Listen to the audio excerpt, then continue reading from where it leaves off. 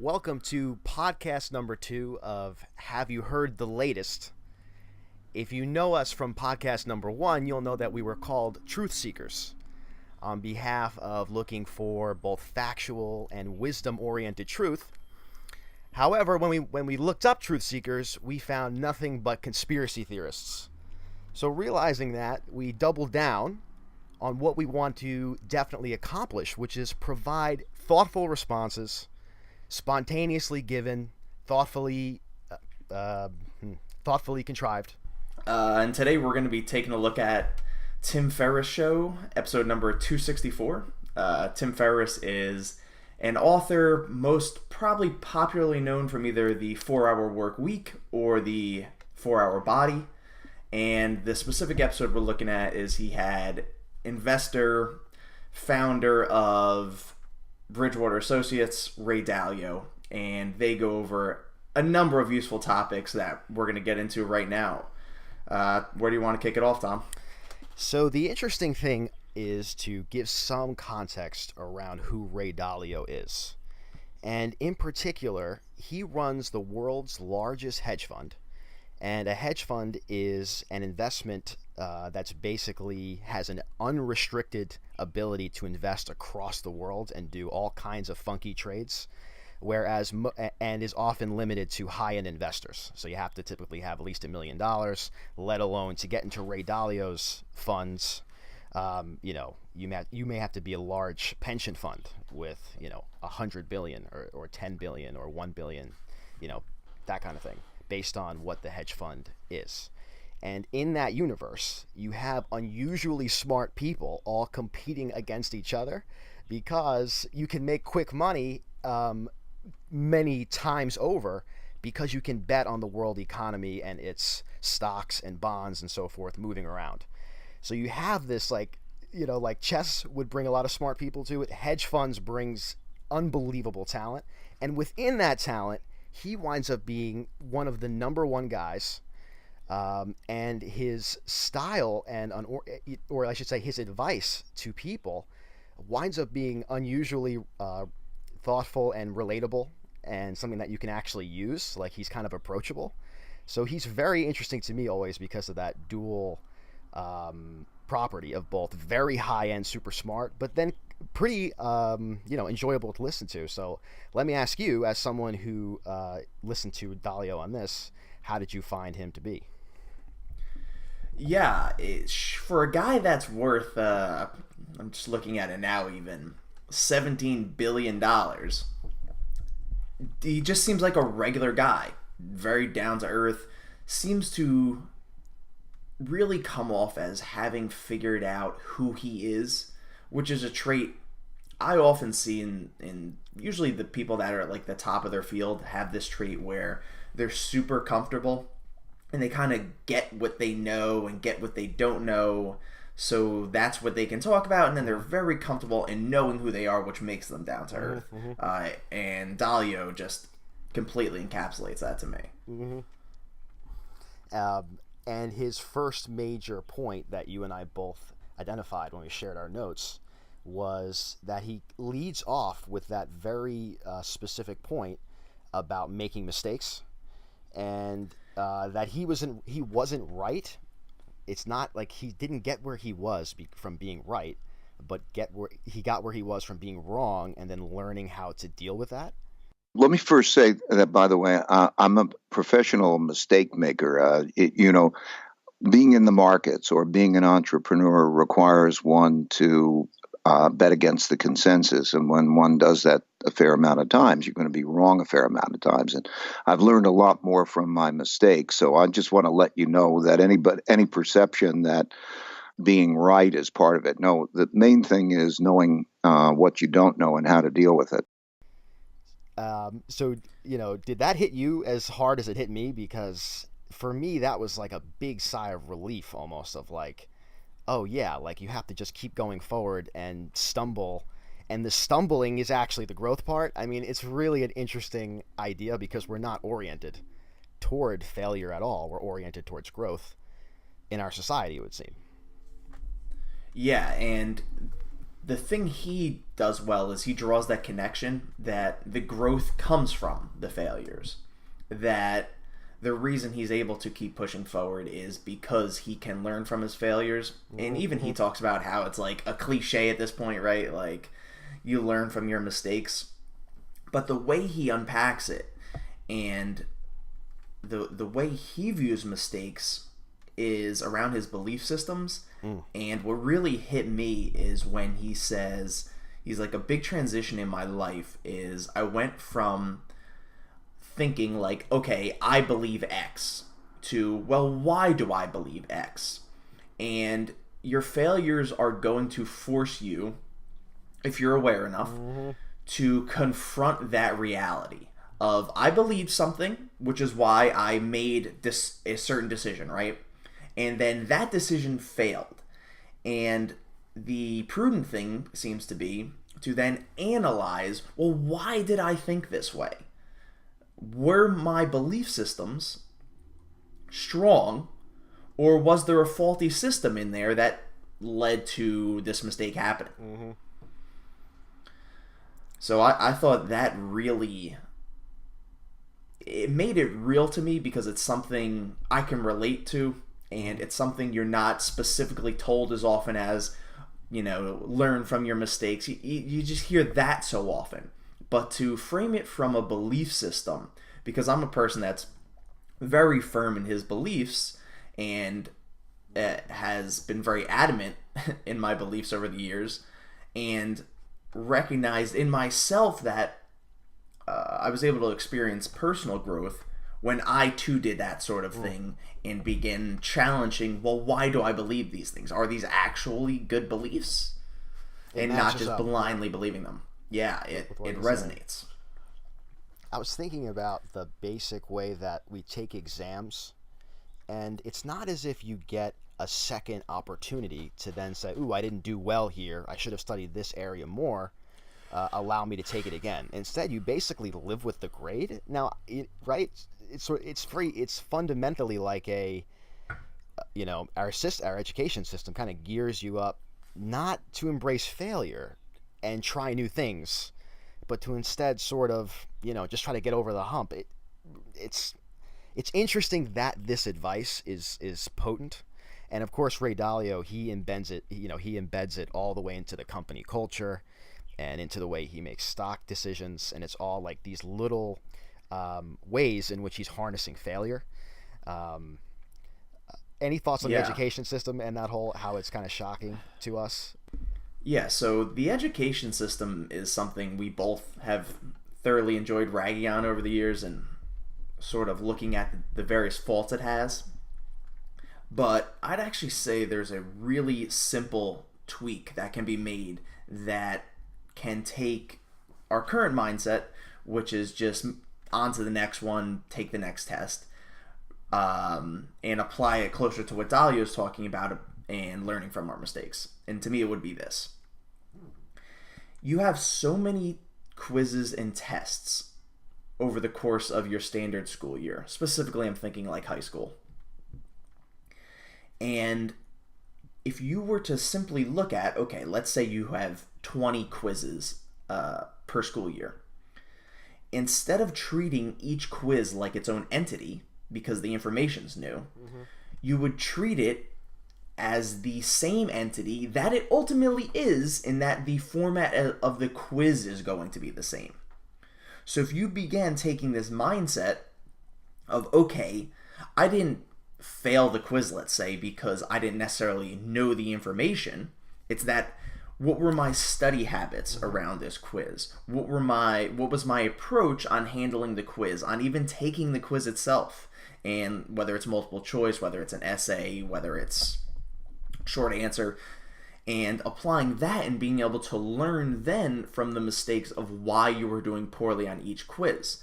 So I don't think we would then need to dramatically change our mechanisms for taking the quizzes. All we would need to do is have our teachers teach the children better habits around learning on why they're not succeeding, and not frame things so much on you just didn't know the information. Yeah, fixed. Yeah.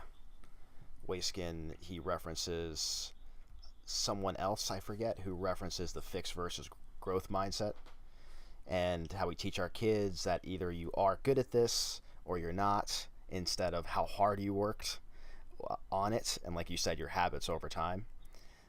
And Dalio, when he says it, he's using this idea for his lessons learned in investing, but he has to learn lessons too in entrepreneurship.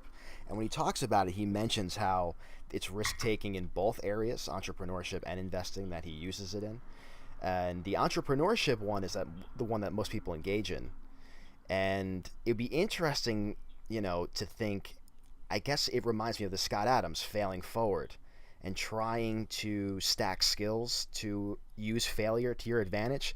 But it's sort of the same kind of thing where you're trying to harness failure so that it doesn't take you down and grow from it. And that's interesting. So part of that's not having all your chips in one thing.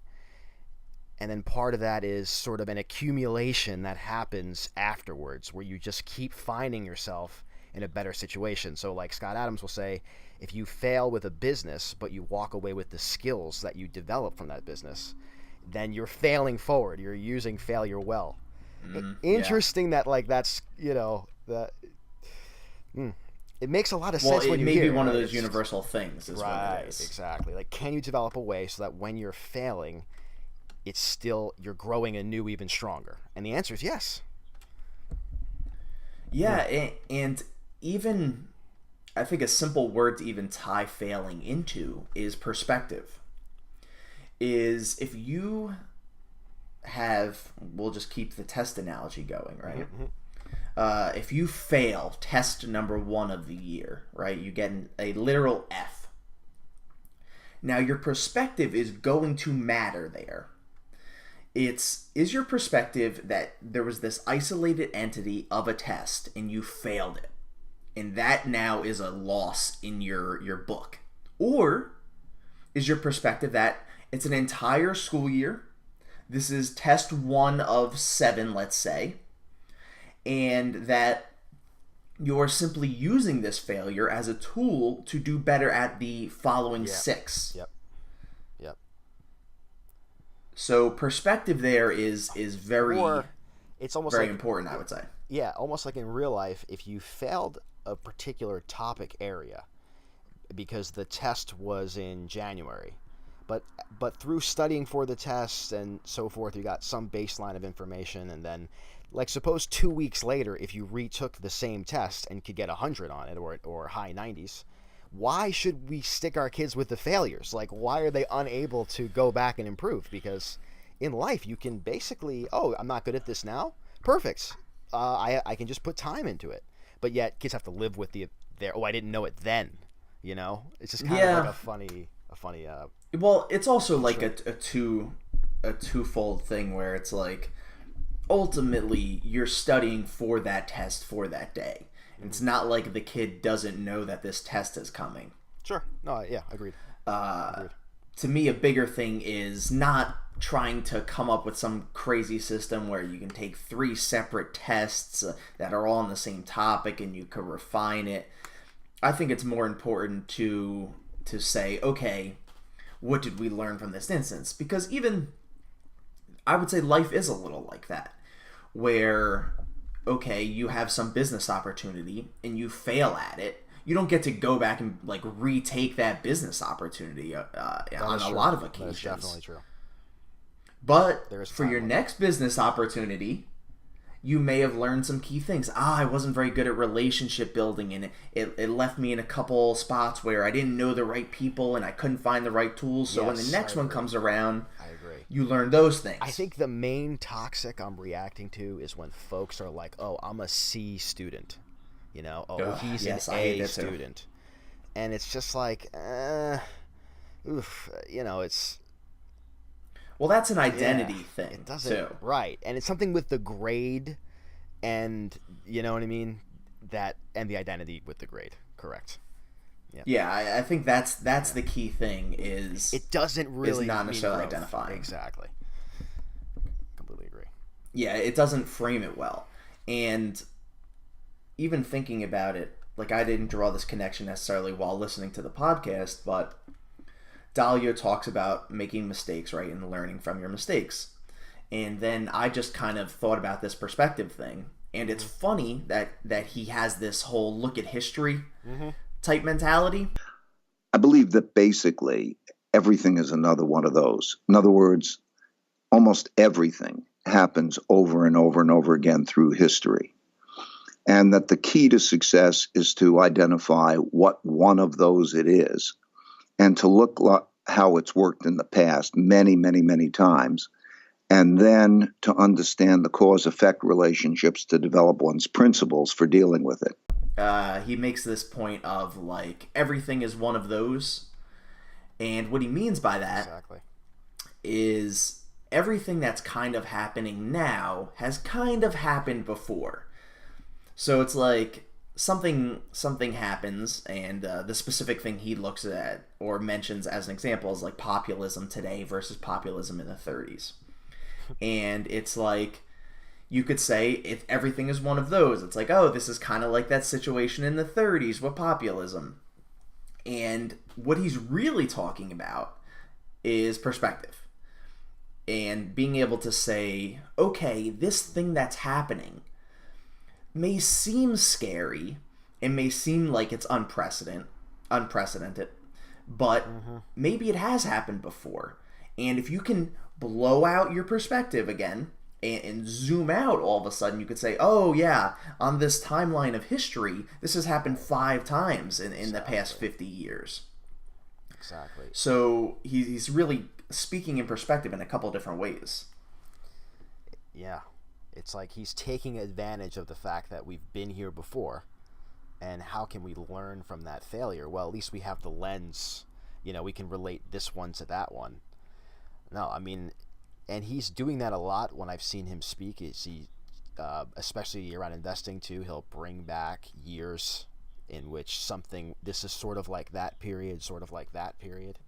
It's interesting when I hear it too, because at some fundamental way, even though I agree that we should use history, the area to me is interesting too, when you can see then the areas where the current is not like history, and you have some exponential things happening these days, which is kind of interesting. So I would love to hear more. He sort of says in passing, the idea that I'm thinking about today is what I think he says the bottom 60% of the global population will be doing in the new economy. And it's like, what? Is there a comparison in the past for some of these things, right? So that was interesting too. I don't know if that struck you as well when he said that in passing. Well, it's interesting too. He talked about how he looks at there's 2 distinct different populations in the world, like that below 60% population, and then everyone else.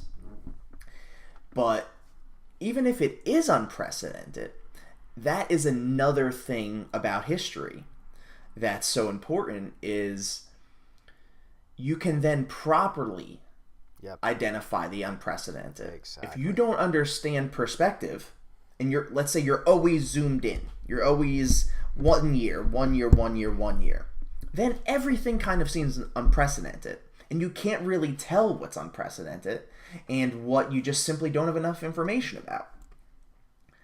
So I don't think an eye towards history necessarily rules out something really being like a phenomena. Yep. Exactly. It emphasizes it. Yep. Exactly. Very similar relationship between him and his algorithm. So he uses it like he plugs in the criteria so that when he's looking at a new problem, all of his old criteria are running with all of these sort of like checklists of these are the properties you want in an investment. And then the computer will spit out, hey, do you want this or not? And it's not dogmatic, like for example, you can study history, right? And it's not dogmatic like, ooh, it must be this way. But then even when you deviate from it, it gives you a clearer model, like you're saying, because you're seeing where you're deviating. And a lot of investing is like that. You're looking for comparisons and then looking how the current situation is not like and is like previous things. But then it's like, I guess that's true in most of life, right? Is you're constantly sort of have models of how life is going to be, and then things break it, but you're happy because, hey, without that Ooh. model, I wouldn't have been able to see where it deviated. Wow. Yeah. I just really drew the connection when you said that it's like life between why people deal with existential crises. And you mentioned that it's about dealing with sort of what you think is going to happen and then what is actually happening within the context of that algorithm. And it's like that is kind of what life is about in a lot of ways. Is being able to take the information you've already been given, make your best guess, and then kind of check against the results. You're like, okay, based upon everything I know about this situation, X will happen. Exactly. And a lot of times X happens. Right, exactly. But sometimes Y happens. And then what? So I'm curious. I'm curious if these ideas are actually just so universal that you can literally just apply them to anything. Right, right. Well, because and the interesting thing about the model you just set up is you're expecting X and then Y happens. So then that's life, right? Expect X, Y happens, right? And so okay, then the key is in the next round, you know a little bit more. Now you know X and Y. You know you're expecting, right? So then you're right. So each iteration, it's like if you can learn and not get blown out, which is an interesting point. Like in investing, blown out means at some point your investments, I guess, theoretically go to zero or simply go down so much that your clients pull their money away from you. So you have some like blowout, but investors go through that. In life, I guess it would be, I'm not exactly sure what it would be, but it seems like Scott Adams and Ray Dalio, they're building systems that deal with failure, and that's related to this expectations and then breaking expectations and then growing again. Right? It's kind of like it's part of the fundamentals. So I wonder how universal it is too. It seems you have to do, like in creativity, you have to create a draft and it has to exist outside of you. Go to sleep, wake up, look at it, and now you have new ideas. But you have to actually make the draft. So yeah. Yeah, and Interesting. It's funny too because even that mechanism within itself is a mechanism. Like the idea that Dalio very much has this emphasis on learning from his mistakes, keeping an eye towards history. That stuff seems isolated, but that's all a process within itself. Right? That's why he's writing this book, or that's why he wrote this book, Principles, and he kind of talks about these individual principles. And collectively, they create this process in his life where he can tackle all these sorts of different situations because he has these mechanisms in place. Something happens, he knows to learn from the mistake. How does he learn from mistakes? He looks at history. Right. And it becomes this way to live your life, and you create these processes Separate from you. Exactly. Exactly. Yep. And then you can riff on it. Wow. Isn't that a funny pattern we see show up, right? Oh, it's fascinating. It seems like all the best minds sort of do these sort of things. And to Ferriss's credit, Tim Ferriss, if there's one thing this man is obsessed with, it's morning routines. Yep. He loves asking every single person pretty much that's on his podcast what their morning routine is. And I've always kind of, laughed and joked about that. He has to ask that question always. But now that I think about it, it's like maybe not morning routine is the specific thing, but the idea of routine and process, and what do the best people in a wide variety of fields do as their process? What are these processes? Because that's all life really is, isn't it? A bunch of processes. Exactly. Yes. Fascinating. Yes. I mean, right. So, a great question is, why would Tim Ferriss be so naturally intrigued with morning routines? And it's in part because he's got some shared knowledge that experts have that life is strangely about Oh, okay. Example within the podcast, the recommendations that Dalio makes to his son when his son is recovering from sort of a life of partying and so forth around 27, having some existential crises, drug use, stuff, maybe stuff like that. And, his recommendations involve things like meditation and involve things like going to sleep on time, and both of those are embodied in the morning routine, because when you wake up and meditate, for example, it's one big proactive way of building up a resistance to being carried around by your thoughts. And then it has benefits throughout the day. And going to sleep on time is similar, where it's like, how could that be so important? It powers your whole life. So interesting how these things trace back into the seemingly simple human things. And the highest end thinkers are quoting them. That's the paradoxical thing, right? Like the smartest guys in the room are saying simple human things, right? How absurd. Yeah, and it's interesting too. So, right here, Dalio has this quote that he mentions about meditation and how to start, right? He says the following: Transcendental meditation is a practice that takes one from one's conscious mind into almost a subconscious state, and allows one to relax, and it's almost a blissful experience. It relieves all stress, and it's really from the subconscious where creativity comes from. I mean, if you think about it, one doesn't go muscle creativity like doing a mathematical calculation or something. It's really like if you're ultra relaxed, maybe you take a hot shower and these great ideas come to you, or you're sleeping and these things pop up. Now, what I find so interesting about that quote specifically is how realistic he makes it. So you talked about the importance just now and these things, and I'm not someone who's really ever been able to consistently get into meditation. It's like I understand how it could be beneficial. Right, exactly. But when Dalio says it's kind of like you're in a hot shower and then like your best ideas come to you. Now, I think we can all relate to that, right? Well, like so many people are like, oh yeah, when I'm in the bathroom is when I come up with the best ideas. It's like, well, what he's really talking about is relaxing, and that's exactly what he says, right? He says subconscious. He's like, it's in your subconscious. It's when you can truly relax. And framing meditation that way doesn't make it seem like this crazy practice that, your friends are going to talk about behind your back. It's like, wow, okay, I'm letting my subconscious mind take over through deep relaxation. It's like you have suddenly made meditation incredibly approachable by framing it that way, Dalio. Exactly. He links it right to that benefit. Yes, and he quotes two benefits that stand out to me.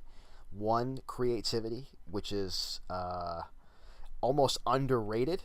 I typically hear the first one talked about, which is energy, and he uses the word equanimity to mean balanced.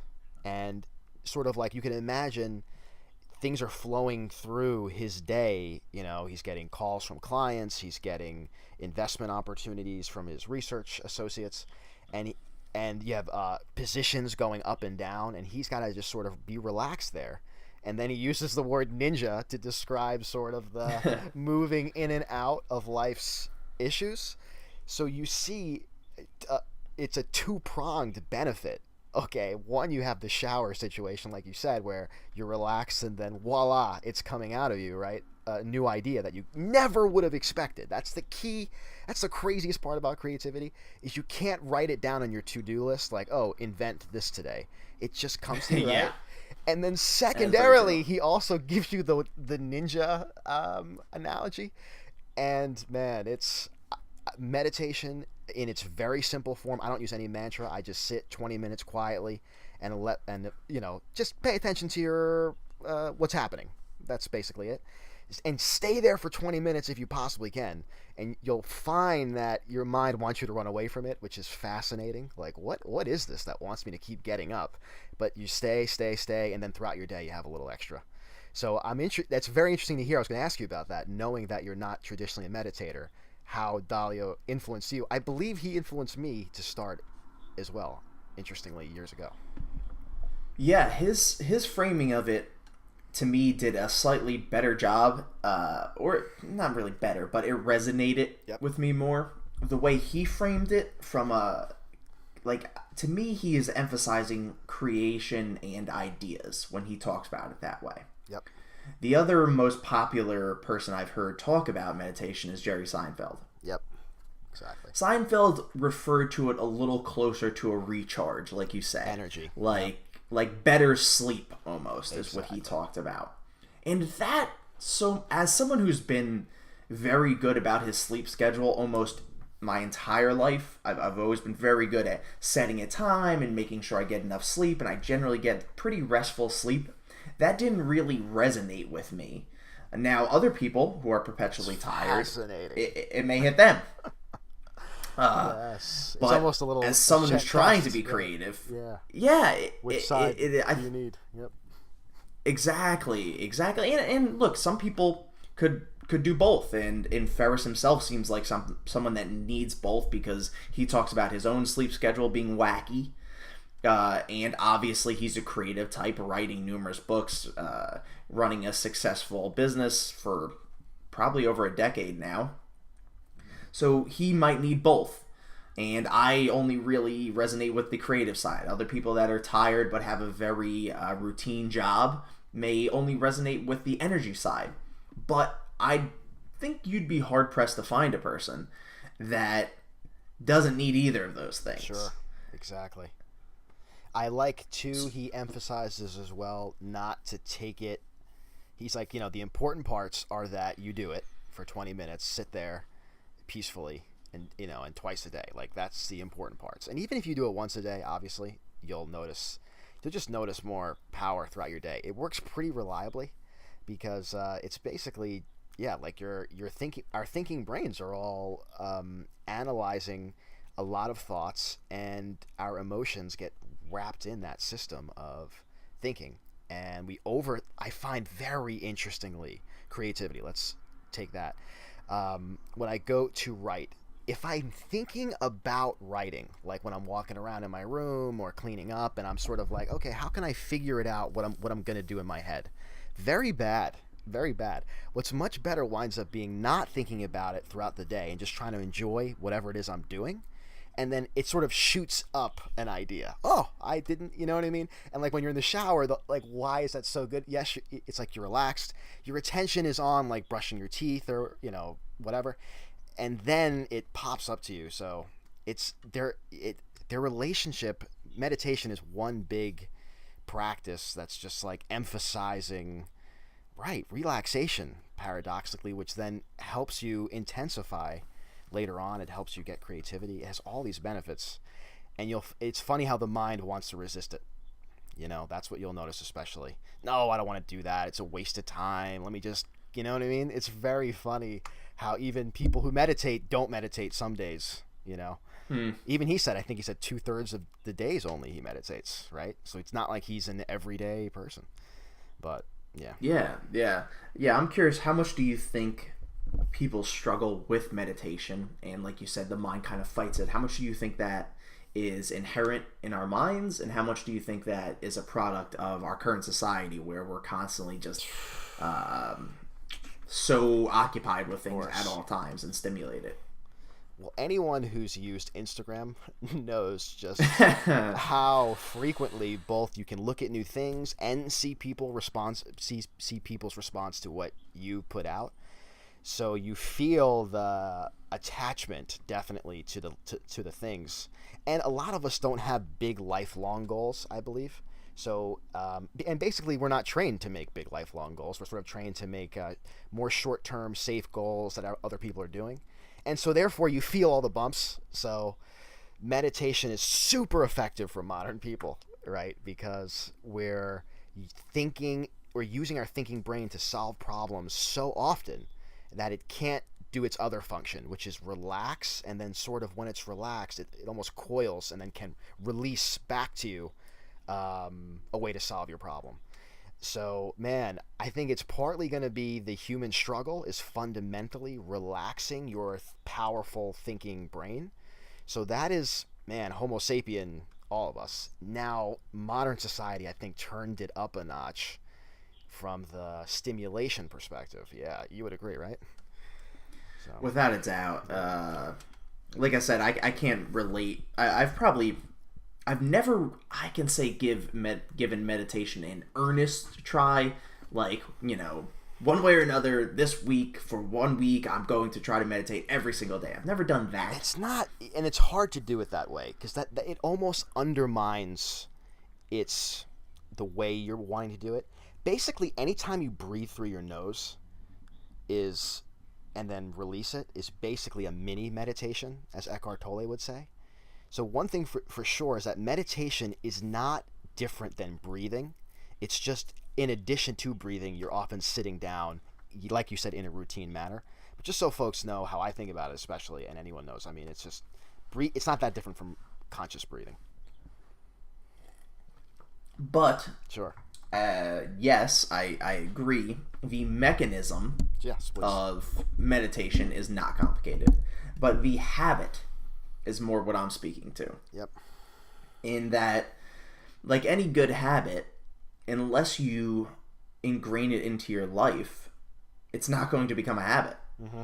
So no matter how good it is, it's like if you go to the gym one day and you're like, okay, the gym is great. You leave the gym and you feel great. You feel energized. You're like, this is amazing. It's a very similar feeling to how meditation can feel. So you mentioned it a little bit earlier, about the struggles Dalio's son had, and that whole section to me was an interesting little thing. So I'd mentioned it to you before. Like, there was one part of the podcast, the Ferriss podcast, that was a little tough for me, and that part was this moment where Dalio and Ferriss talk about Dalio's son, and Ferriss also has, I guess, struggled with depression and I guess some suicidal thoughts, things like that. And Dalio drops this line about 20% of the population suffering from some kind of mental illness. And boy, that line really hit me like a ton of bricks. Because I'm someone that is I'm very wary of the culture that we've created around people not being enough and people being broken and then having to be fixed in some way, shape, or form. And that's like a lot of how our modern like medical system works these days, is that you've got this thing and we can fix it for you. And I just found it almost ironic that someone like Dalio, who has instilled all of these habits in his life, these deliberate habits and these processes that we were talking about earlier, learning from his mistakes, understanding history, transcendental meditation, these are all things that he has applied as processes to his life. These are not innate to the human condition. He put these in, and they have made him successful in his endeavors. Mm-hmm.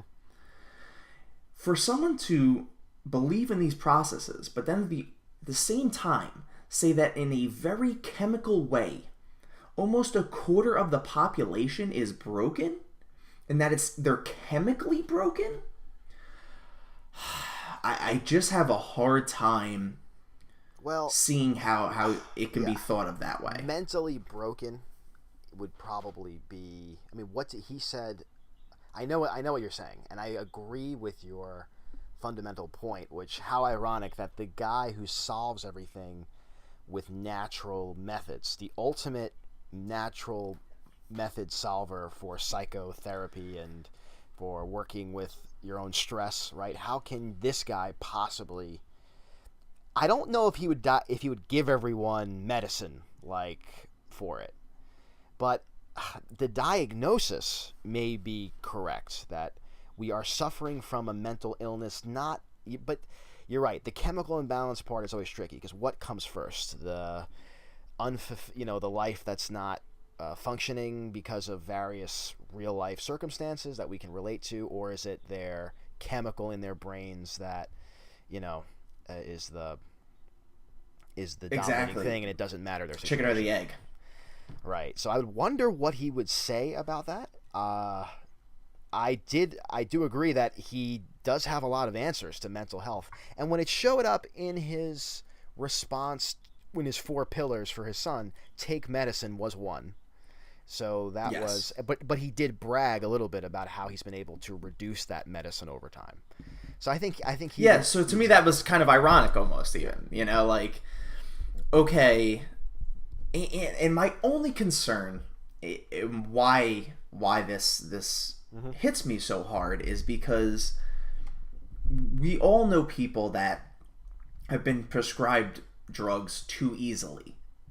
So my only concern in situations like that is when you say, okay, 1/4 of the population, and this isn't his statistics. It's not like he got it from somewhere, and I'm sure they have some sort of reasoning and some sort of classification. I understand that.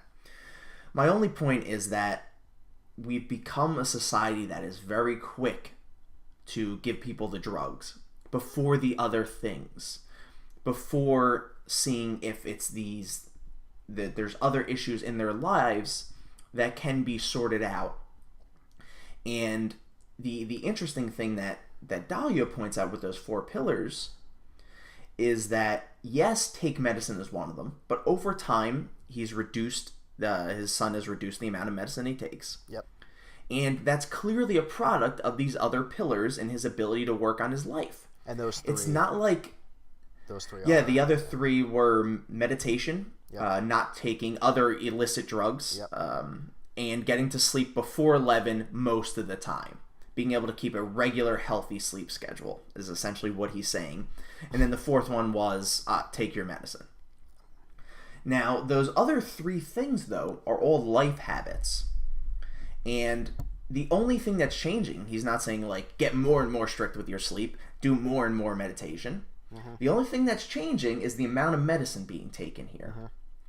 So I just find it interesting that if the belief is that there is a literal chemical default in your brain that's causing too much production of some chemical or not enough production of another, that over time, good habits are making that problem less.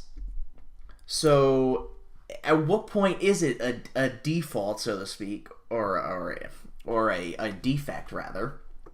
And at what point is it just like your life processes aren't quite in order? So I am just very sensitive to labeling people that way and saying that they have a mental illness, because the de facto treatment in our society for mental illness is medicine. It is not meditation. It is not fixing the habits in your life.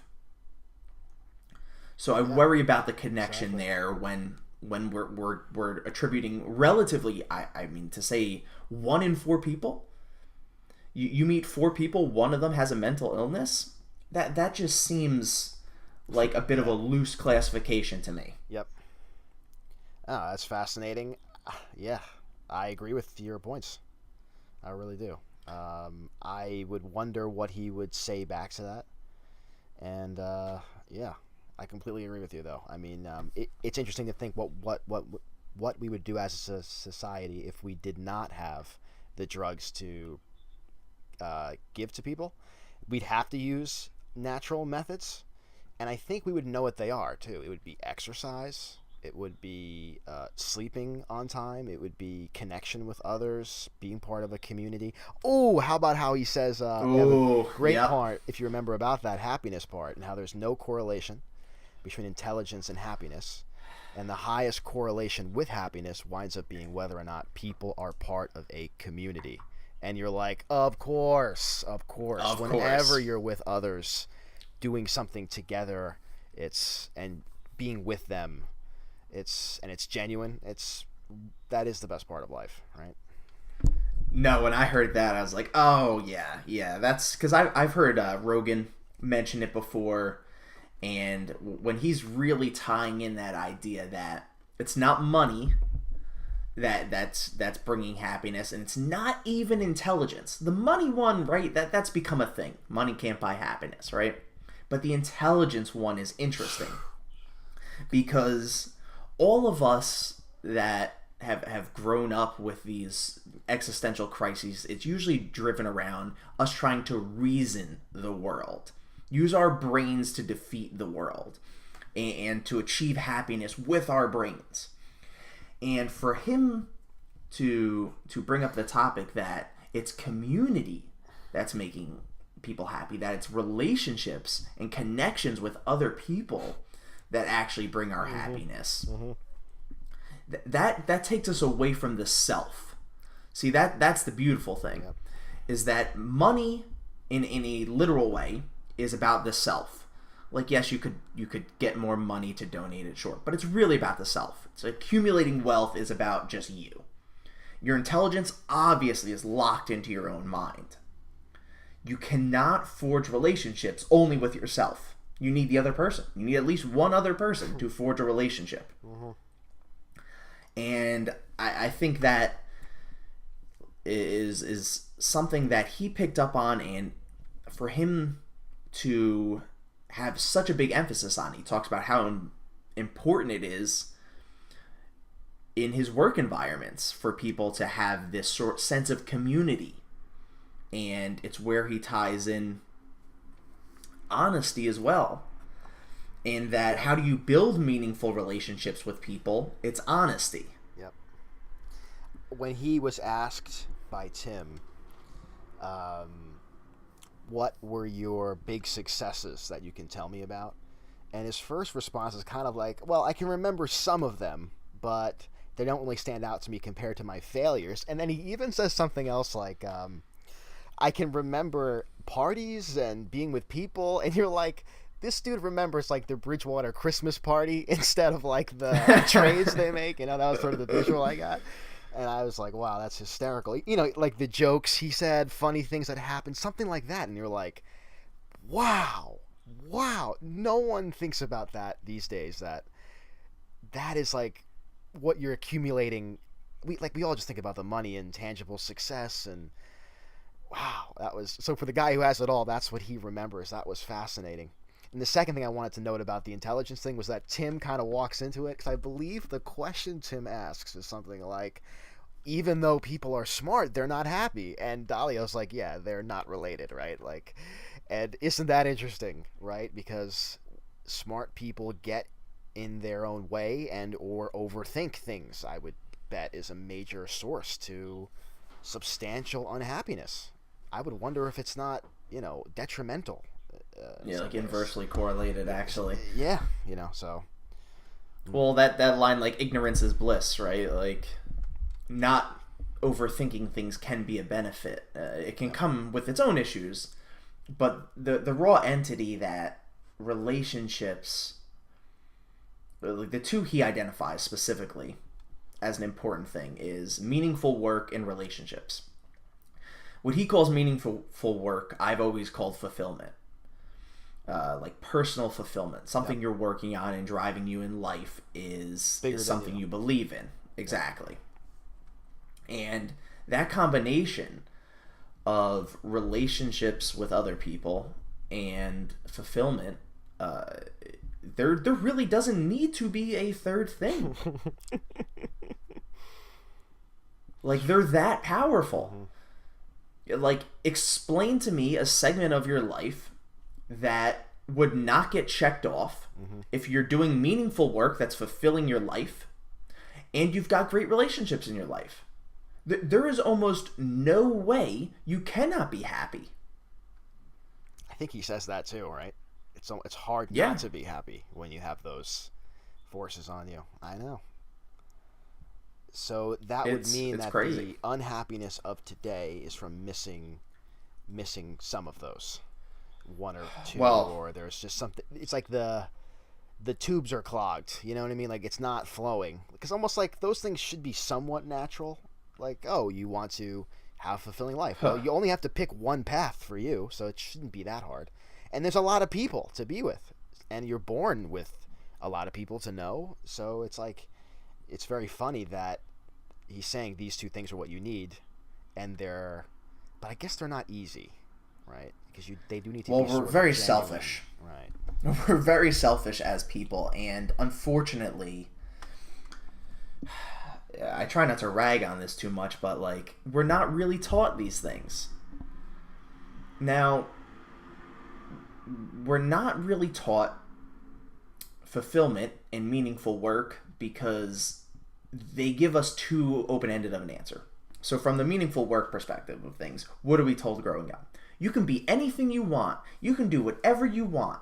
Well, yeah, that's a nice open-ended thing. But it doesn't really direct us in a way that can breed fulfillment.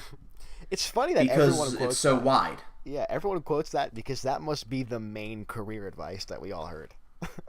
It's like Yeah, we've all heard it. that's basically the one sentence that we got, and then from there, no one had any idea further. You know, so that's funny. Yeah. No, it's never expanded upon. It's well, what do you want to do with your life?